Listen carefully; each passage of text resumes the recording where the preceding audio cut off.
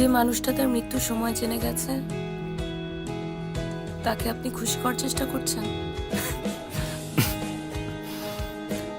সৌভাগ্যবানরা কিন্তু মৃত্যুর আগে তাদের সময় জেনে যায়, যেন প্রত্যেকটা মুহূর্ত তারা উপভোগ করতে পারে।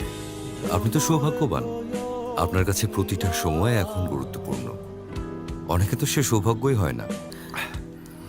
নবনী, আপনার বাসায় ফিরতে হয় কটার মধ্যে? রাত 8টা। তার মানে আমাদের এখন 10 ঘন্টা হাতে সময় আছে। চলেন কতিপয় সুখের খোঁজে, যে সুখগুলো আমরা সাধারণত খুঁজি না।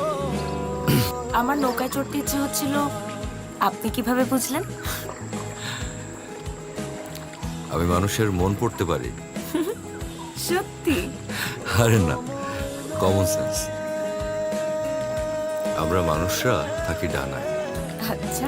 আমাদের মন চায় উত্তাল সমুদ্রে নৌকা ভাসাতে, ফিনিক্স পাখির ডানায় চড়ে আকাশে ভাসতে, কিংবা সূর্য পাহাড়ে চড়তে। আপনি পুলিশ হলেও কথা কিন্তু বলেন একবারে কবিদের মতো। কবিদের মতো বলে কিছু নেই।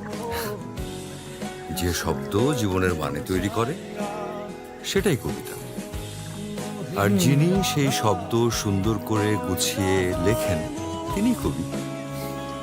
আচ্ছা, আপনি জলের গান শুনেছেন?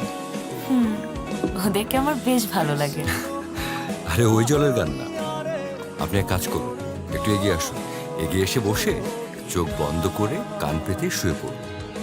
দেখবেন এই নদীর ঢেউয়ে অদ্ভুত একটা ছন্দ আছে। কান পেতে শুরু। না, আমার ভয় করে যদি পড়ে যায়। ভয় আমাদের অনেক সুখ থেকে বঞ্চিত করে। তাই যে কদিন বেঁচে আছি কিছু সুন্দর মুহূর্ত নিয়ে যাওয়াটাই তো জীবন। আসুন, কান পাতুন। কোটি টাকা দিয়ে ওই জলের গান শুনতে পাবেন না।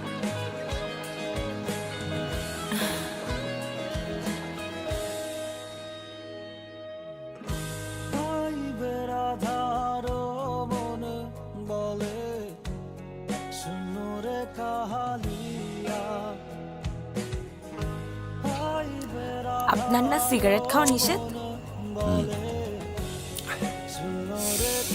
আমি সুখের বিনিময়ে মৃত্যুকে বেছে নিয়েছি।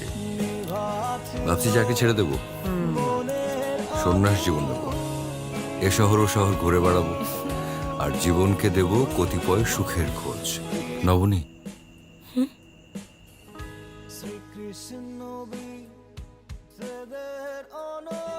তবে সবচেয়ে ভালো লাগছে এই ভেবে যে আমি আপনার 21 বছরের সবচেয়ে সুন্দর মুহূর্তের সাক্ষী হতে পেরেছি। জীবনের সুখ খুঁজে পেলাম ঠিকই, কিন্তু আরেকজনের দুঃখের কারণ হয়ে।